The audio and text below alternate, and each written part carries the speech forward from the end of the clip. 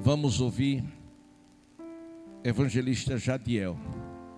Ele hoje é o responsável pela mensagem da palavra de Deus. Quantos vieram para ouvir Deus falar? Diga: fala, Senhor, que o teu servo ouve. Amém.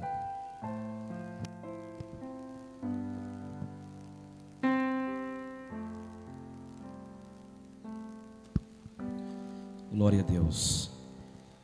Com muita alegria, cumprimento toda a igreja com a paz do Senhor Jesus.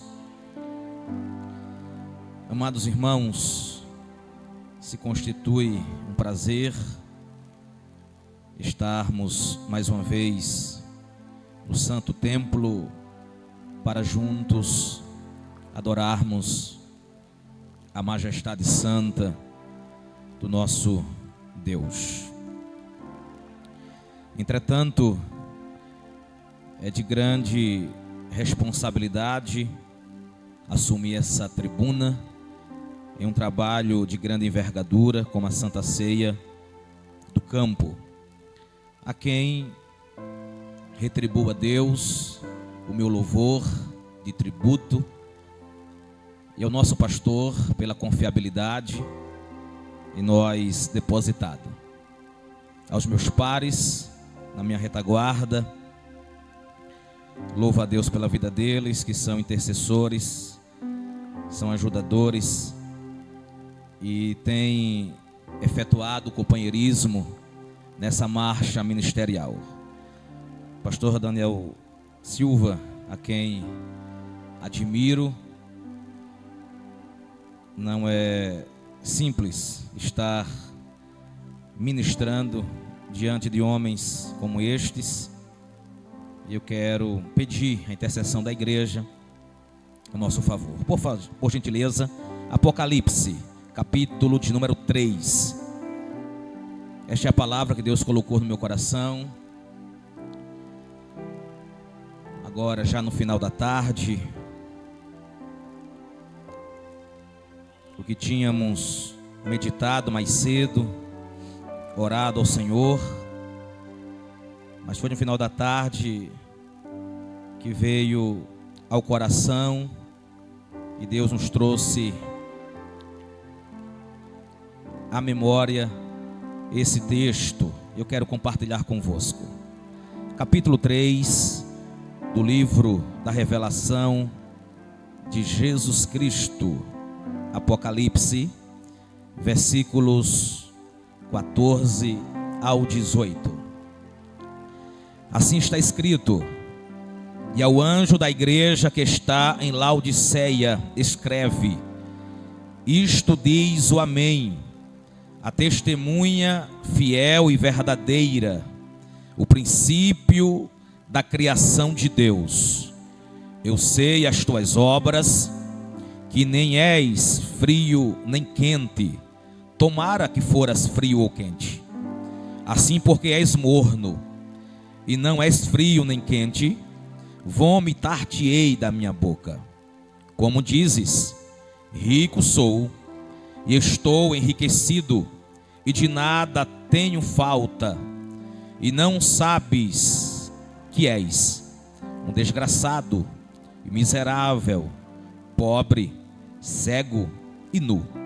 Aconselho-te que de mim compres ouro provado no fogo, para que te enriqueças, e vestes brancas, para que te vistas, e não apareça a vergonha da tua nudez, e que unjas os olhos com colírio, para que vejas.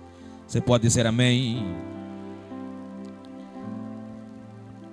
Laodiceia, a igreja morna que precisa de fervor espiritual. No ano 54, ainda no primeiro século, a era cristã recebe no Império Romano um homem que vai comandar com muita crueldade, a saber, Nero. E ele vai perseguir os cristãos de forma ferrenha. 10 anos depois que já estava no governo, no ano 64, mais precisamente, no dia 17 de julho, diz os melhores historiadores que ele põe fogo na capital do império, em Roma, e sobe em uma colina vestido de ator, levando consigo a sua lira. E literalmente do alto ele vê a cidade sendo incendiada.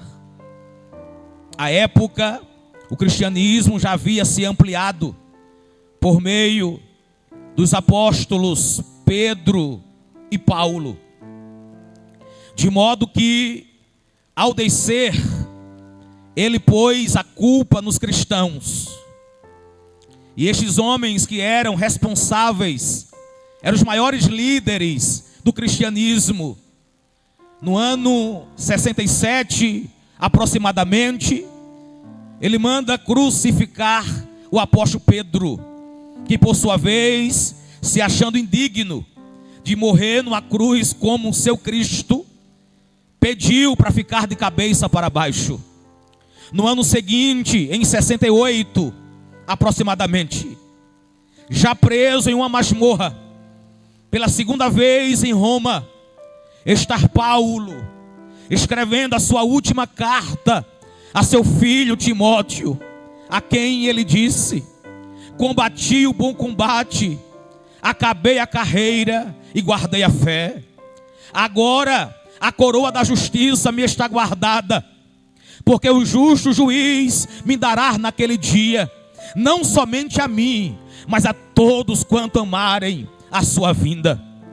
A história diz que neste mesmo ano foi deposto pelo Senado Imperial, e sem saber o que fazer, Nero suicidou-se. Foi neste tempo que houve o motim. Judeus se reuniram para uma grande contenda.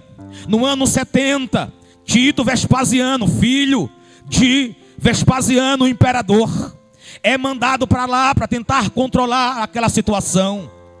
A história diz que um tempo depois, 11 anos depois, no ano 81, vai assumir Domiciano. Domiciano, ele será chamado de segundo Nero, pela sua perseguição ferrenha também, pela sua crueldade e perseguição aos cristãos. Este será o primeiro imperador que vai se intitular de Senhor e de Deus.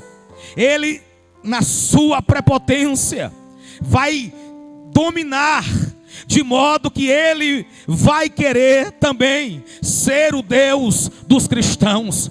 E os cristãos verdadeiros, eles não aceitavam, e por isso eram perseguidos.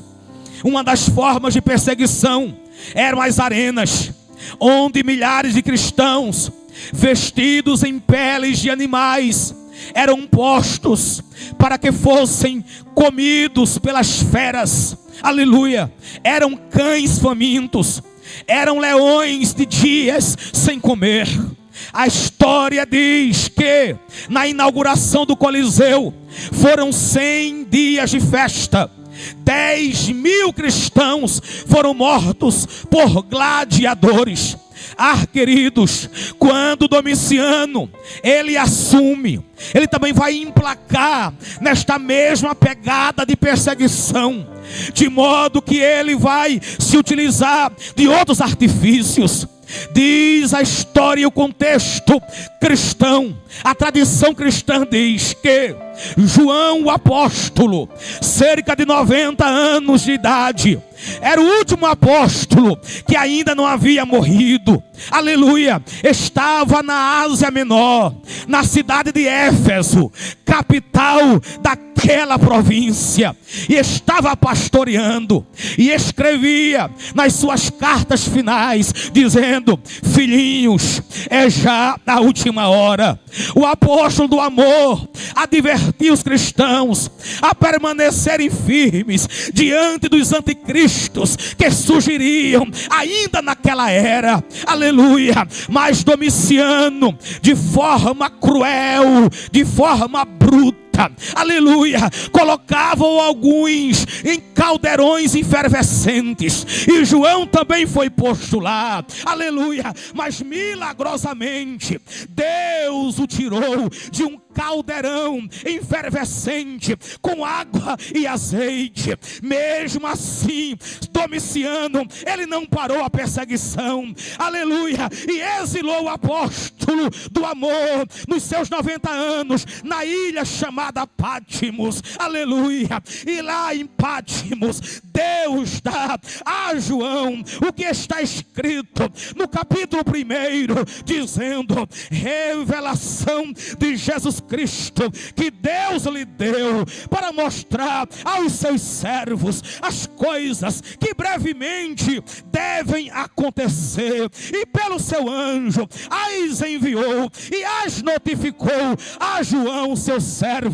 E é o mesmo João que testifica, que notifica, que testemunha, dizendo: eu, João, que também sou vosso irmão, companheiro na aflição. Estava, ele usa o verbo no tempo passado, o que implica dizer que ele não morreu abandonado e nem mordido pelas feras lá em Pátimos. Ele recebeu, aleluia, a revelação e foi livre de lá. E ele disse: eu estive lá por causa da aflição, por causa do reino, por causa da paciência de Jesus Cristo, por causa da palavra de Deus e pelo testemunho dele. E eu fui arrebatado em espírito no dia do Senhor, e eu ouvi detrás de mim uma voz como de grande trombeta, e a voz dizia: João, o que vês escreve, coloca no livro e envia às 7 igrejas que está na Ásia. Escreve a Éfeso,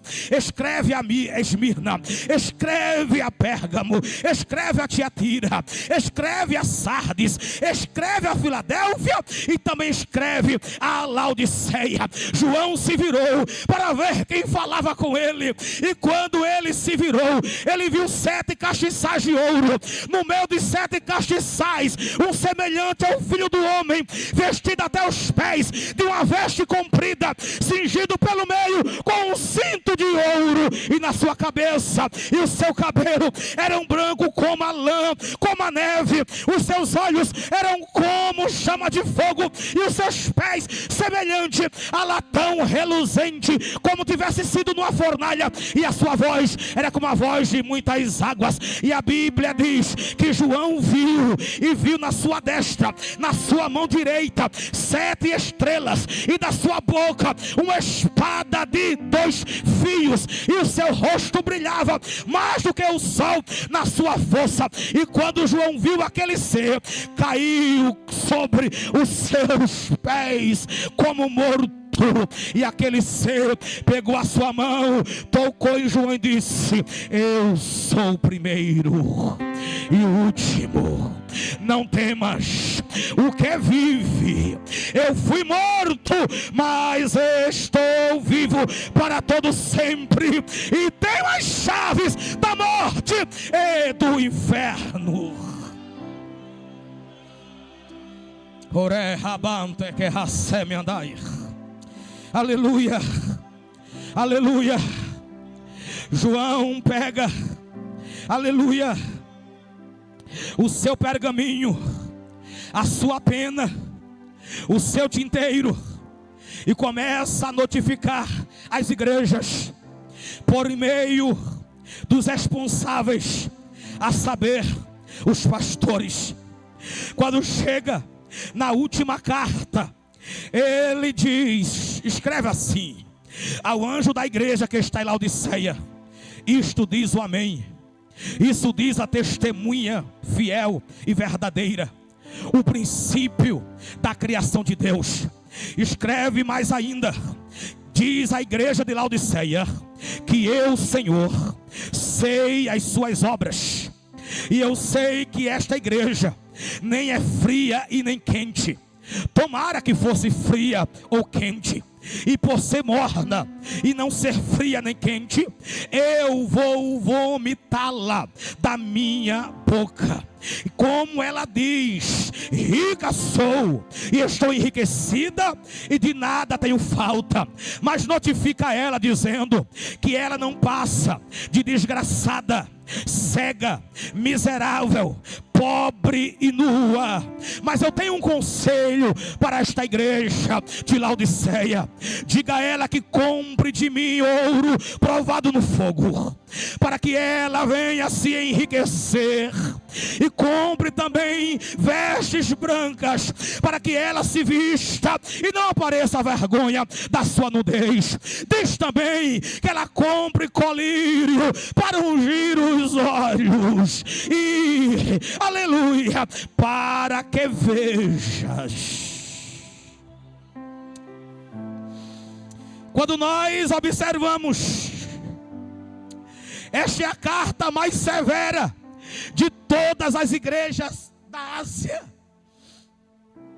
Jesus não faz nenhum elogio a esta igreja, diferente de outras. Para vocês entenderem, a cidade de Laodiceia, que fora fundada cerca do ano 250 a.C., por Antíoco da Síria, uma cidade importante pela sua localização, ficava no meio de grandes rotas comerciais. Um comentarista chamado William Hendrickson diz que Laodiceia era o lar dos milionários. Na cidade havia teatros, na cidade havia um estádio, na cidade havia um ginásio equipado com banhos. Era a cidade dos banqueiros e das transições comerciais. Mas informo, aleluia, lamentando dizer que a igreja tinha a cara da cidade. Quando nós relacionamos esse contexto, a cidade que havia características peculiares, dentre elas se destacava que ela era um centro bancário e financeiro. Em 61 depois de Cristo, essa cidade havia sido devastada por um terremoto, que em seguida ela fora reconstruída sem aceitar ajuda do imperador. A cidade era tão rica, diz a história, que não sentia necessidade de Deus. A cidade era tão rica que não tinha em si necessidade alguma, aleluia, para servir a Deus e reconhecer o seu senhorio. Uma segunda característica que amedronta é que era um centro de indústria de tecidos, porque se produzia na cidade de Laodiceia uma lã especial que era famosa no mundo inteiro. A roupa era produzida na própria cidade e era exportada mundo afora. Aleluia. Há também uma outra característica, que essa cidade era um centro médico de grande importância. Havia uma escola de medicina. Fabricavam-se ali dois tipos de ungüentos estes que serviam tanto para os ouvidos quanto para os olhos. Era o colírio que era exportado também para o mundo, ou seja, os centros mais populosos do mundo conheciam a indústria da roupa de Laodiceia e conhecia a indústria desses colírios de ouvidos e para os olhos daquela cidade. Queridos, também há uma outra característica: era um centro de águas térmicas. Águas, aleluia, era uma região formada por 3 cidades: Colossos, Hierápolis e a própria Laodiceia. Em Colossos ficavam as fontes das águas frias, enquanto que em Hierápolis ficava a fonte de água quente. Diz o historiador que havia um aqueduto que ligava as águas térmicas, tanto as frias aleluia, de Colossos, quanto às águas quentes de Hierápolis. E quando as águas se encontravam, elas ficavam mornas. A razão pela qual Jesus escreve advertindo esta igreja era dentro de um contexto conhecidíssimo pelos irmãos. Ele vai comparar as características da cidade com todos os seus bens comerciais, industriais, aleluia, com essas águas térmicas também, com a vida espiritual daquele povo. Quando nós assim comparamos, aleluia, na avaliação de Jesus, a igreja tinha perdido o seu vigor espiritual, a igreja havia perdido os seus valores espirituais, a igreja havia perdido a sua visão espiritual, a igreja de Laodiceia havia perdido as suas vestimentas. Em primeiro lugar, já fazendo a aplicação, aleluia, Jesus identificou a falta de fervor espiritual. Escute-me, a vida espiritual da igreja era apática, era indiferente, era uma igreja morna, uma igreja acomodada, sem fogo espiritual. Escute, aleluia, sem esse fogo espiritual, nós estamos em constante perigo de enfraquecer e de morrer. Jonathan Edwards, ele disse o seguinte: nós precisamos ter luz na mente, a palavra, o conhecimento e fervor no coração. Não é como um pássaro com duas asas. Pedro diz, o apóstolo, na sua carta 13:18: crescei na graça e no conhecimento. Nós não podemos apenas se deter às letras, ao intelectualismo e esquecer do fervor, da oração e da graça de Deus. Precisamos crescer, porque fazendo isto, como Jonathan Edwards disse, teremos luz na mente, ou seja, conhecimento, para não sermos presa fácil e levada por qualquer vento de doutrina que estará aí nesses últimos dias. Mas também precisamos ter fogo no coração, para não viver uma vida fria, apática, sem fervor espiritual. Mas eu quero acreditar que o tempo de hoje a igreja viverá um fervor espiritual embasado no conhecimento da palavra de Deus. Aleluia, aleluia. Jesus, em segundo lugar, identificou que um crente morno é pior do que o incrédulo. Diga misericórdia mesmo. Aleluia. Sabe por quê, queridos? A igreja que era totalmente ineficaz, era uma igreja totalmente desagradável ao Senhor, havia colocado Jesus para fora. E nós, com a nossa santa hipocrisia, desculpe-me, pregamos esse texto dizendo: eis que estou à porta e bato para os pecadores. Só coloca Jesus para fora quem teve Jesus dentro um dia. Aleluia. É por essa razão que a mordidão espiritual traz ineficácia e desagrada a Deus. Aleluia. É melhor ser frio do que morno. Dentro desse contexto, entenda-me, a indiferença espiritual é pior do que a frieza. Ser morno é ser cego à sua verdadeira condição. Quem é morno não reconhece a necessidade de ter fervor espiritual. Aleluia. Também aprendemos aqui, amados irmãos, alguém que nunca professou a sua fé é mais fácil de ser ajudado que alguém ou algum crente que se julga ser cristão, mas não tem vida espiritual.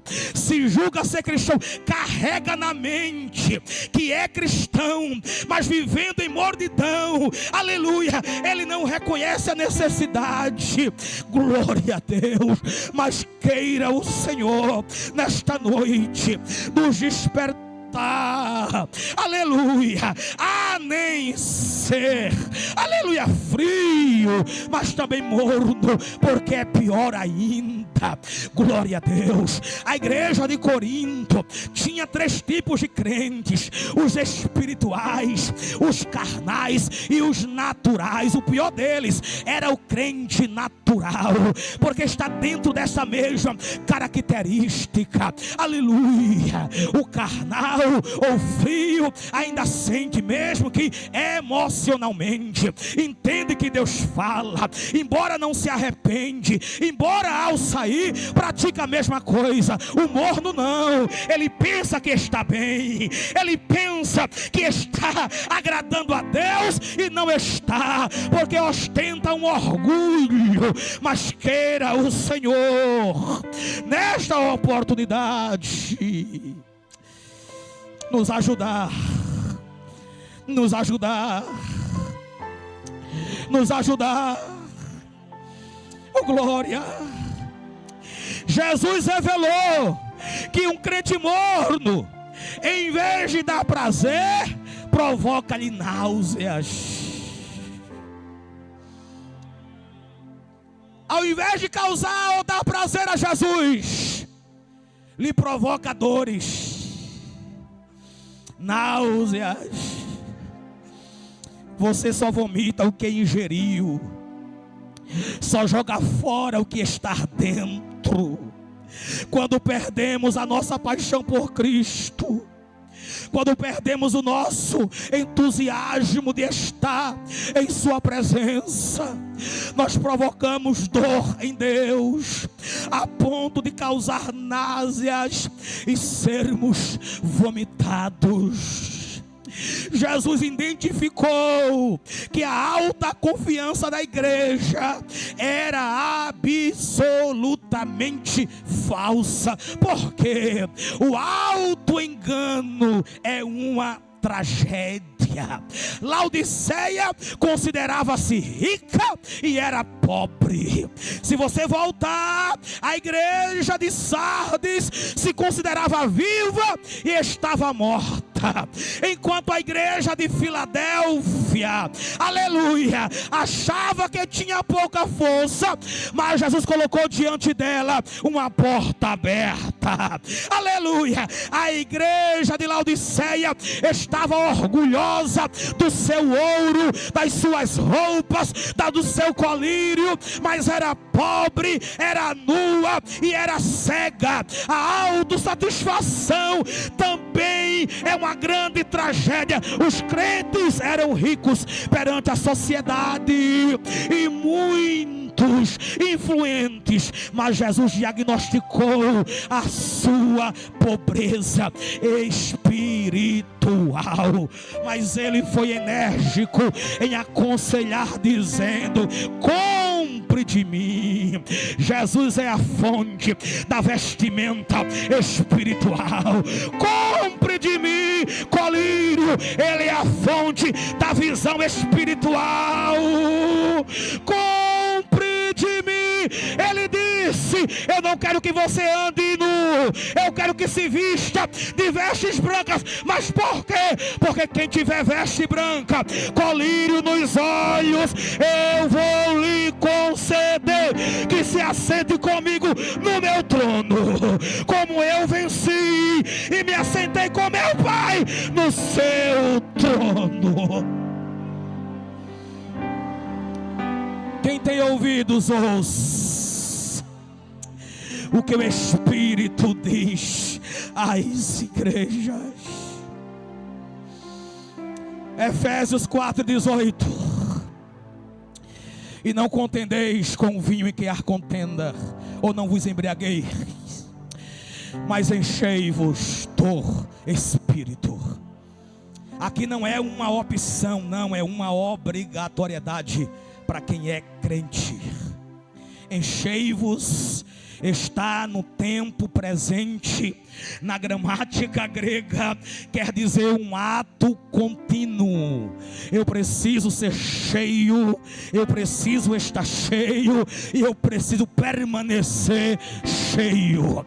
Paulo disse aos Tessalonicenses 5:19 na sua primeira carta: não extingais o Espírito. A versão King James diz: não apagueis o fervor do Espírito, o fulgor do Espírito.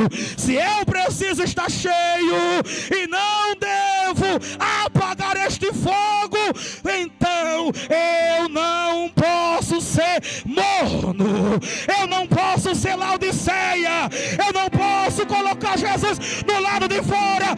Eu tenho que estar vestido, eu tenho que ter visão espiritual para um dia eu poder sentar no trono como Jesus sentou no trono do seu Pai.